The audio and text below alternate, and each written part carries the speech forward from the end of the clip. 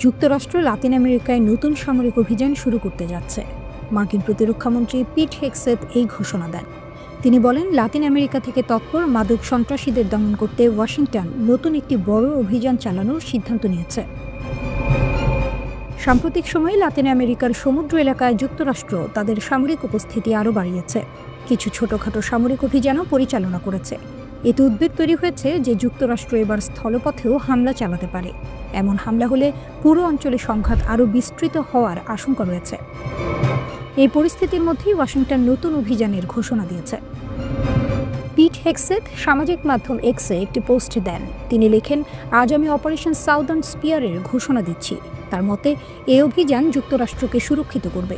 এটি দেশটির সীমান্ত থেকে মাদক সন্ত্রাসীদের নির্মূল করবে। এমন মাদক দেশটিতে ঢুকতে দেবে না যেগুলো আমেরিকানদের হত্যা করছে। তবে তিনি জানাননি অভিযানটি ঠিক কবে থেকে শুরু হবে। এই অভিযানের পুরো পরিসর কতটা হবে সেটিও পরিষ্কার করেননি।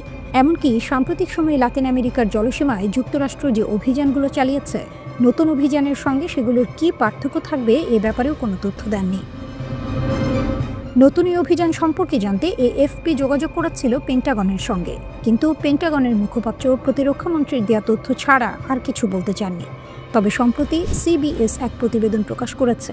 সেখানে বলা হয়, ভেনেজুয়েলায় নতুন অভিযানের বিস্তারিত মার্কিন সামরিক বাহিনীর জ্যেষ্ঠ কর্মকর্তারা প্রেসিডেন্ট ট্রাম্পকে জানিয়ে দিয়েছেন।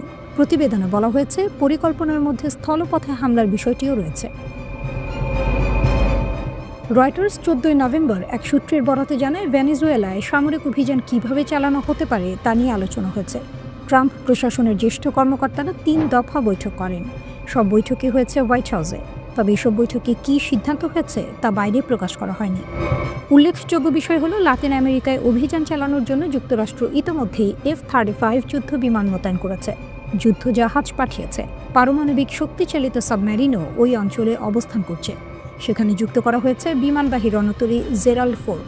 এই বিশাল রণতরীতে রয়েছে প্রায় 5000 মার্কিন সেনা, আছে 75টি যুদ্ধ বিমানও। মাদক চোরাচালানকারীদের বিরুদ্ধে ক্যারিবীয় সাগর ও প্রশান্ত মহাসাগরের পূর্ব দিক থেকে সামরিক অভিযান চালাচ্ছে ট্রাম্প প্রশাসন। গত সেপ্টেম্বরের শুরু থেকে আন্তর্জাতিক জলসীমায় 20টি নৌযানে মার্কিন নৌবাহিনী ও বিমান বাহিনী হামলা চালিয়েছে। এই হামলাগুলোতে 76 জন নিহত হয়েছেন।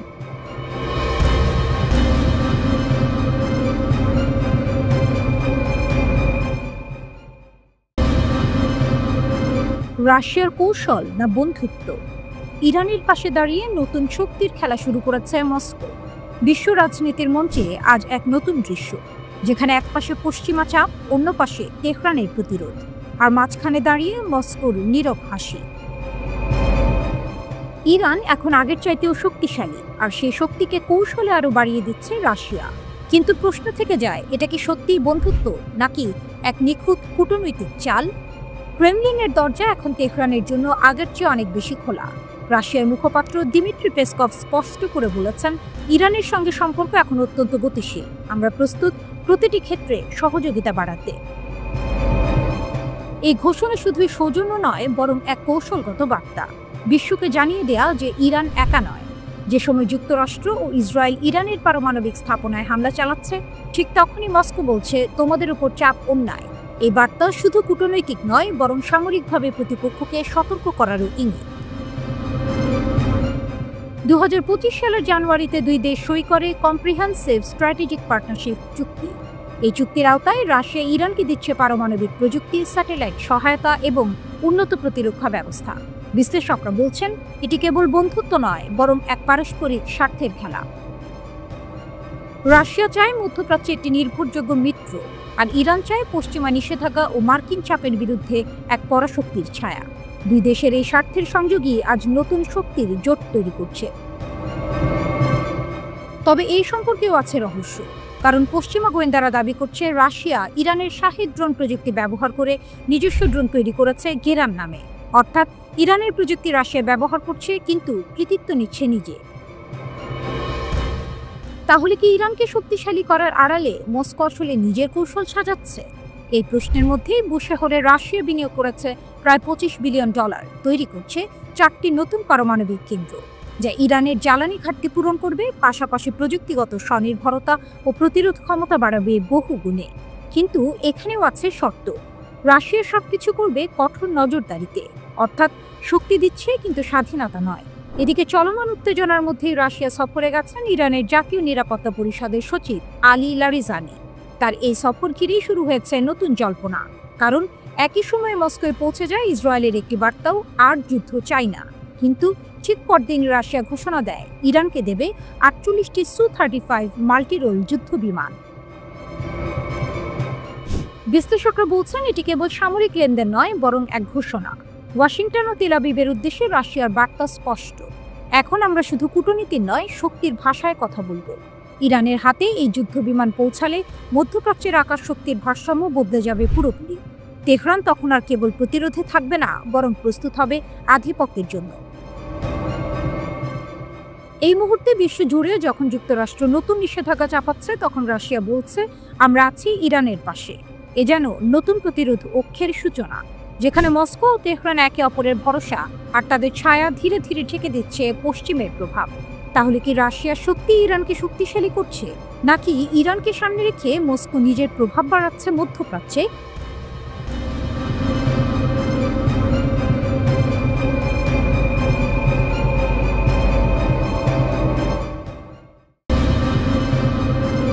রাশিয়ার হাত ধরছে ইরান, আকাশযুদ্ধে ফিরে আসছে তেহরানের শক্তি। অবশেষে তেহরান পাল্টা চাল দিয়েছে। যে দেশ একসময় ইসরায়েলি আকাশ অভিযানের সামনে অসহায় হয়ে পড়েছিল, আজ সেই দেশ আকাশে ফের গর্জে ওঠার প্রস্তুতি নিচ্ছে। যুক্তরাষ্ট্র ও ইসরায়েলের যৌথ হামলায় পরমাণু কর্মসূচি ধাক্কা খেলেও এখন ইরান ঝুঁকছে নতুন প্রতিরক্ষার দিকে, আকাশ শক্তির পুনর্জাগরণে। এবার ইরানের হাতে উঠছে রাশিয়ার তৈরি বিশ্বের অন্যতম ভয়ঙ্কর যুদ্ধবিমান সু-35। এই যুদ্ধবিমানকে অনেকে বলে আকাশের শিকারি বাজ। ইউক্রেন যুদ্ধের পর রাশিয়া আর কোনো দেশের সঙ্গে এত বড় সামরিক চুক্তি করেনি, কিন্তু ইরান করেছে। ফাঁস হওয়া এক গোপন নথি বলছে তেহরান $650 কোটি বিশাল চুক্তি করেছে মস্কোর সঙ্গে। চুক্তি অনুযায়ী রাশিয়া ইরানকে দেবে 48টি সুপার সু-35 মাল্টি রোল ফাইটার জেট। আর এই খবরেই কেঁপে উঠেছে মধ্যপ্রাচ্যের আকাশ শক্তির ভারসাম্য। রাশিয়ার রাষ্ট্রীয় প্রতিরক্ষা সংস্থা ও তাদের সহযোগী সংস্থা KAI থেকে ফাঁস হওয়া নথিগুলো প্রকাশ করেছে ইউক্রেনীয় হ্যাকাররা। সেসব অনুযায়ী বিমানগুলো ইরানের ইস্পাহান প্রদেশের শাহিদ বাবাই বিমান ঘাঁটিতে সংযোজনের প্রস্তুতি চলছে। বিশ্লেষকরা বলছেন এই জেটগুলো যুক্ত হলে ইরানের বিমান বাহিনী বদলে যাবে পুরোপুরি। ইরান এতদিন রাশিয়ার পুরনো MiG-29 এবং আমেরিকান আমলের F-14 বিমান দিয়ে আকাশ পাহারা দিত, কিন্তু গত জুনে যখন ইসরায়েল অত্যাধুনিক যুদ্ধবিমান নিয়ে তেহরান থেকে মাত্র 80 কিলোমিটার দূরে বোমা বর্ষণ করে, তখন ইরান প্রতিরোধে পাঠাতে পারে কেবল একটি পুরনো MiG-29। ফল, দুইটি F-14 ওড়ার আগেই ধ্বংস। এই ঘটনার পরে তেহরান বুঝেছিল শুধু মিসাইল বা ড্রোনে হবে না, চাই আধুনিক আকাশ প্রতিরক্ষা। তাই এবার রাশিয়ার দিকে হাত বাড়িয়েছে ইরান। কেন এত সমালোচনায় সু-35? এই যুদ্ধবিমান রাডারে প্রায় অদৃশ্য, আছে উন্নত ইনফ্রারেড সেন্সর ও অতি দ্রুত গতির মিসাইল সিস্টেম। এটি একসঙ্গে 12টি পর্যন্ত আকাশ থেকে আকাশ ক্ষেপণাস্ত্র বহন করতে পারে। আক্রমণ ও প্রতিরক্ষা দুই দিকেই সক্ষম। রাশিয়ার ভাষায় একটি বিমানই একটি স্কোয়াড্রন। বিশ্লেষকরা বলছেন এই বিমানগুলো ইরানের হাতে আসলে ইসরায়েলি F-15 ও F-16 যুদ্ধ বিমানগুলো আর আগের মতো আধিপত্য বিস্তার করতে পারবে না, কারণ প্রযুক্তি ও গতির দিক থেকে সু-35 এখন বিশ্বের অন্যতম শ্রেষ্ঠ ফাইটার জেট। তবে এক প্রশ্ন থেকেই যায়, রাশিয়া আদৌ 48টি বিমান সময় মতো তৈরি করতে পারবে কিনা? কারণ নিষেধাজ্ঞা ও উপাদান সংকটে এখন রুশ প্রতিরক্ষা শিল্প ধীর গতিতে চলছে। সাধারণত তারা প্রতি 2 মাসে একটি করে বিমান তৈরি করতে পারে। তবুও তেহরান নির্ভর করছে মস্কোর উপর, কারণ এই মুহূর্তে ইরান জানে যুদ্ধের ময়দানে টিকে থাকতে চাইলে আকাশের শক্তি দেখাতে হবে। ইরানের নেতারা মনে করছেন সু-35 পেলে তাদের আকাশ প্রতিরক্ষা এমন উচ্চতায় পৌঁছাবে যা আগে কখনো হয়নি। তখন শুধু পরমাণু নয়, আকাশও হবে তেহরানের ঢাল।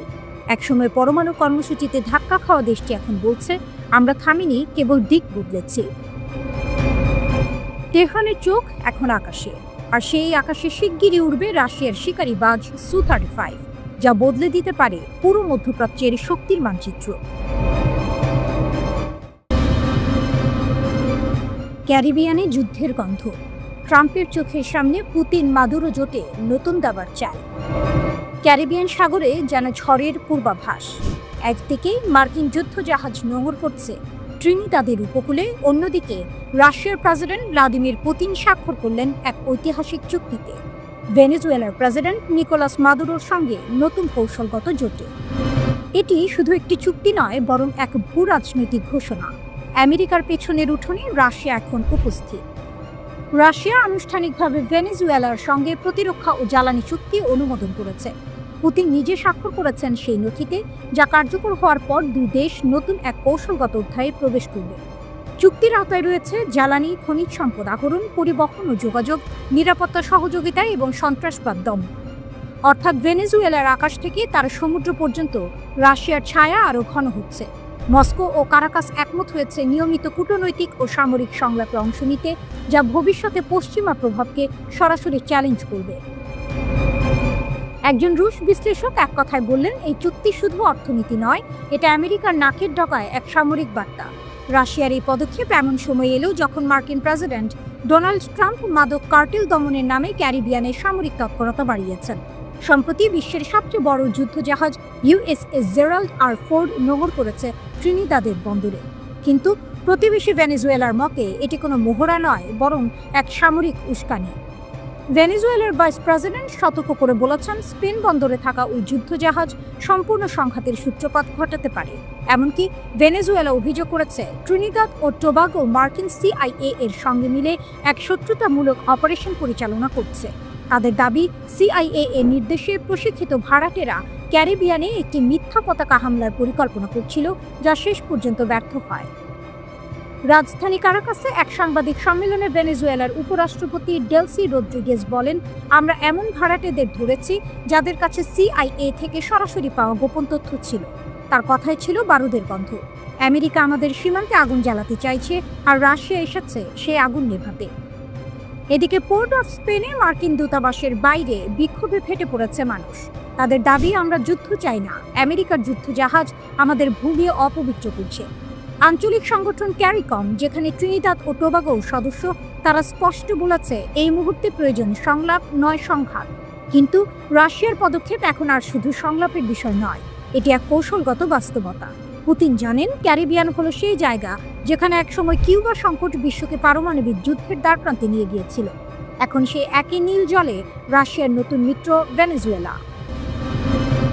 মাদুরো স্পষ্ট বলেছেন, আমেরিকার প্রতিটি নৌ অভিযান আমাদের স্বাধীনতার বিরুদ্ধে ষড়যন্ত্র। আর রাশিয়ার প্রতিক্রিয়া নীরব কিন্তু দৃঢ়। এক কূটনৈতিক সূত্র জানিয়েছে, মস্কো ইতিমধ্যে ভেনেজুয়েলায় সামরিক প্রযুক্তি সরবরাহের প্রস্তুতি নিচ্ছে। বিশ্লেষকরা বলছেন, এটি এক নতুন শীতল যুদ্ধের সূচনা হতে পারে, যেখানে মার্কিন যুদ্ধজাহাজের ঠিক বিপরীতে দাঁড়াবে রাশিয়ার প্রভাবলয়। এক প্রজন্ম আগে যেখানে সোভিয়েত পতাকা উড়েছিল কিউবায়, আজ সেখানে আবার তার ছায়া পড়ছে ভেনেজুয়েলার আকাশে। আর বিশ্বের চোখ এখন পুতিনের দিকে, যে মানুষটি জানেন দাবার বোর্ডে কখন রাজাকে সরাতে হয় আর কখন স্রেফ এক ঘুঁটি দিয়ে পুরো খেলা বদলে দেওয়া যায়। অবশেষে কি পরমাণু ক্ষমতাধর হয়ে উঠল ইরান? জাতিসংঘের পরমাণু সংস্থা আইএইএ এর রিপোর্ট এবং ইসরায়েলি প্রধানমন্ত্রীর দাবির ভিত্তিতে তেহরানের সামরিক সক্ষমতা নিয়ে যে উদ্বেগ দেখা দিয়েছে, তা বিশ্বজুড়ে নতুন করে আলোচনার জন্ম দিয়েছে। এই জল্পনা যদি সত্যি হয়, তবে ইরান শুধু আঞ্চলিক নয়, বৈশ্বিক শক্তিতে পরিণত হবে। পরমাণু সক্ষমতায় ইরান, ট্রাম্পের দাবি কি মিথ্যা? গত জুনে ইরানের পারমাণবিক কেন্দ্রগুলোতে হামলার পর যুক্তরাষ্ট্রের প্রেসিডেন্ট ডোনাল্ড ট্রাম্প দাবি করেছিলেন, আয়াতুল্লাহ আলী খামেনির দেশটির পরমাণু কর্মসূচি সম্পূর্ণ ধ্বংস হয়েছে। কিন্তু তার সেই দাবিকে সরাসরি মিথ্যা প্রমাণিত করেছে জাতিসংঘের পরমাণু সংস্থা international atomic energy agency IAEA. IAEA এর প্রধান রাফাল গ্রোসি জানিয়েছেন, ইরানের কেন্দ্রগুলোতে এখনও প্রায় 400 কেজি সমৃদ্ধ ইউরেনিয়াম মজুদ রয়েছে। বিজ্ঞানীরা এটিকে পারমাণবিক অস্ত্র তৈরির মূল উপাদান হিসেবে ব্যবহার করেন। গ্রোসির এই বক্তব্য সামরিক বিশ্লেষকদের উদ্বেগ আরও বাড়িয়েছে, কারণ এই পরিমাণ ইউরেনিয়াম দিয়ে ইরান প্রায় 10টি পারমাণবিক বোমা তৈরির সক্ষমতা অর্জন করতে পারে। যদিও বর্তমানে তেহরানের হাতে কোনো পরমাণু অস্ত্র নেই বলেই দাবি করে আসছে আইএইএ। তবে ইরানের সর্বোচ্চ ধর্মীয় নেতা আয়াতুল্লাহ আলী খামেনির জ্যেষ্ঠ উপদেষ্টা আলী শামখানি স্পষ্ট করে দিয়েছেন, শত্রুদের হামলা সত্ত্বেও ইরানের পারমাণবিক কর্মসূচি টিকে আছে। তিনি বলেন, পারমাণবিক স্থাপনা ধ্বংস হলেও আমাদের খেলা শেষ হয়নি। সমৃদ্ধ ইউরেনিয়াম এখনও অক্ষতই রয়েছে। যদিও খামেনি বরাবরই বলে এসেছেন ইউরেনিয়াম ব্যবহার করে অস্ত্র তৈরির কোনো পরিকল্পনা তেহরানের নেই। নেতানিয়াহুর মারাত্মক দাবি, আইসিবিএম কি পূর্ব উপকূলে আঘাত হানবে? ইরানের পারমাণবিক সক্ষমতার এই জল্পনার মধ্যেই ইসরায়েলের প্রধানমন্ত্রী বেনিয়ামিন নেতানিয়াহু এক মারাত্মক দাবি করেছেন। তিনি বলেন, ইরানের হাতে চলে এসেছে আন্তঃমহাদেশীয় ব্যালিস্টিক মিসাইল আইসিবিএম এর শক্তিশালী বহর। তার মতে এই অস্ত্রটি 11,000 কিলোমিটার জুড়ে হামলা চালাতে পারে, যা দিয়ে যুক্তরাষ্ট্রের পূর্ব উপকূলেও আঘাত হানা সম্ভব। এটি সবার জন্য একটি বড় বিপদ। নেতানিয়াহু তার দাবির সপক্ষে কোনো জোরালো প্রমাণ হাজির না করলেও সমর বিশ্লেষকরা বলছেন, ইরানের বর্তমান রকেট প্রযুক্তি আন্তঃমহাদেশীয় ক্ষেপণাস্ত্রের সফল পরীক্ষার জন্য যথেষ্ট।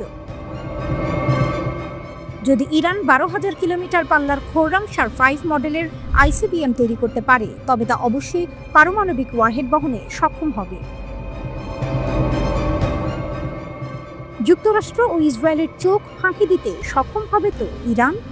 এই প্রশ্নের উত্তর খুঁজতে গেলে দেখা যায়, একদিকে যেমন ট্রাম্পের দাবি ভুল প্রমাণিত হয়েছে, ঠিক তেমনই নেতানিয়াহুর আইসিবিএম দাবির পক্ষেও সরকারিভাবে কোনো নিশ্চয়তা মেলেনি। তবুও আইএইএ এর রিপোর্ট এবং নেতানিয়াহুর দাবি, এই দুয়ে মিলে একটি নতুন মেরুকরণ তৈরি করেছে। বিশেষজ্ঞদের মতে, ইরান যদি সত্যি আইসিবিএম ও পর্যাপ্ত ইউরেনিয়াম মজুদের মাধ্যমে পরমাণু অস্ত্রের সক্ষমতা অর্জন করে থাকে, তবে বিশ্ব ভূরাজনীতির মোড় ঘুরে যাবে। তেহরান সম্ভবত পারমাণবিক অস্ত্র তৈরির দোরগোড়ায় পৌঁছে গেছে। আর যদি এই ক্ষমতা আন্তঃমহাদেশীয় ক্ষেপণাস্ত্রের সঙ্গে যুক্ত হয়, তবে তা শুধুমাত্র ইসরায়েল নয়, বরং যুক্তরাষ্ট্রের মূল ভূখণ্ডের জন্য মারাত্মক হুমকি। ইরানের পারমাণবিক কর্মসূচি ধ্বংস হয়েছে বলে যারা স্বস্তির নিঃশ্বাস ফেলেছিলেন, তাদের জন্য এটি একটি বড় ধাক্কা। ইরানের সর্বোচ্চ নেতার আশ্বাস এবং আইএইএ এর রিপোর্ট যেন এই বার্তাই দিচ্ছে, শত্রুর আস্তানায় আঘাত হানার সক্ষমতা অর্জনের পথে এগোচ্ছে তেহরান।